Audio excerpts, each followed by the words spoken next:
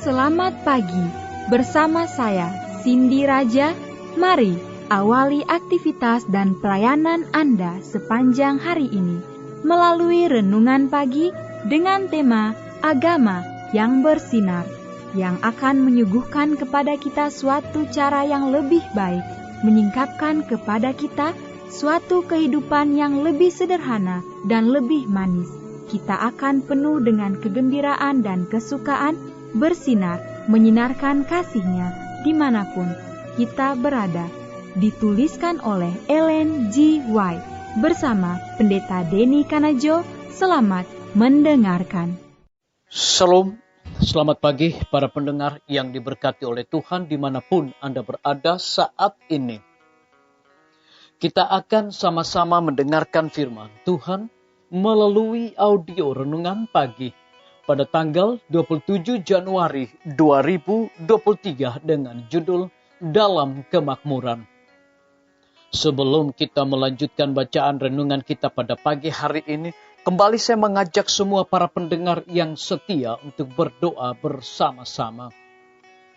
Bapa kami yang bersemayam di dalam takhta kerajaan sorga, terima kasih Tuhan Yesus oleh karena kasih dan rahmat Tuhan begitu besar bagi kehidupan kami. Lebih khusus panjang malam di dalam pembaringan kami. Hingga tiba di pagi hari ini, kami dibangunkan dengan tubuh sehat dan segar. Sebelum kami melakukan segala tugas pelayanan pekerjaan kami sepanjang hari ini, kami rindu Tuhan untuk belajar mendengarkan firman Tuhan. Curahkanlah kepada masing-masing kami kuasa Roh Kudus-Mu, agar kami dapat mengerti dan kami mempraktekannya di dalam kehidupan kami setiap hari. Terima kasih Tuhan Yesus, ampuni kami Bapa, karena kami sudah berdoa hanya di dalam nama Tuhan dan Juru Selamat kami. Amin. Ayat inti kita terambil di dalam buku Pengkhotbah pasal yang ke-7 ayat yang ke-14, demikian firman Tuhan. Pada hari mujur bergembiralah, tetapi pada hari malang ingatlah bahwa hari malang ini pun dijadikan Allah seperti juga hari mujur, supaya manusia tidak dapat menemukan sesuatu mengenai masa depannya. Mari kita ikuti penjelasannya.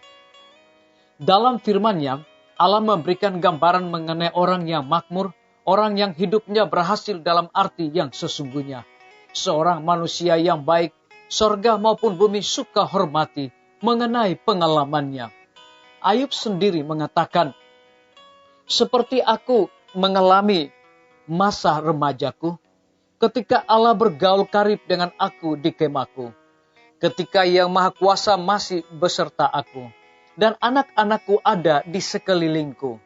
Apabila aku keluar ke pintu gerbang kota, dan menyediakan tempat dudukku di tengah-tengah lapangan, maka aku kelihatan. Mundurlah orang-orang muda, dan bangkitlah orang-orang yang sudah lanjut umurnya, lalu tinggal berdiri. Apabila telinga mendengar tentang aku, maka aku disebut berbahagia. Dan apabila mata melihat, maka aku dipuji. Karena aku menyelamatkan orang sengsara yang berteriak minta tolong, juga anak piatu yang tidak ada penolongnya. Aku mendapat ucapan berkat dari orang yang nyaris binasa, dan hati seorang janda kubuat bersukaria. Aku berpakaian kebenaran, dan keadilan menutupi aku seperti jubah dan serban.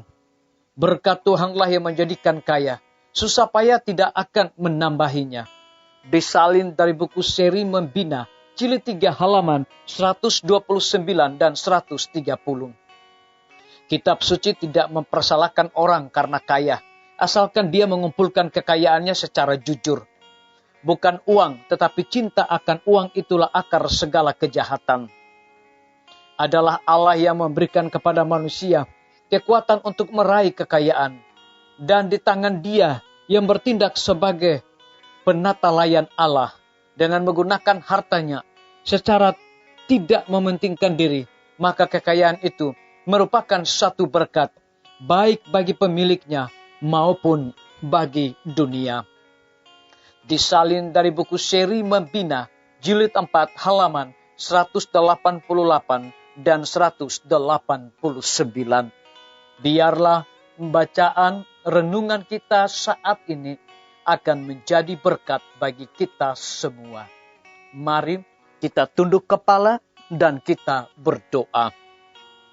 Bapa kami yang bersemayam di dalam takhta kerajaan sorga, terima kasih Tuhan Yesus oleh karena firman-Mu di pagi hari ini memberikan kekuatan dan berkat rohani bagi masing-masing kami. Lebih daripada itu memberikan sebuah penekanan. Kitab suci tidak mempersalahkan orang karena kaya, asalkan dia mengumpulkan kekayaannya secara jujur. Terpujilah nama Tuhan. Pada pagi hari ini hamba berdoa untuk pemerintah kami.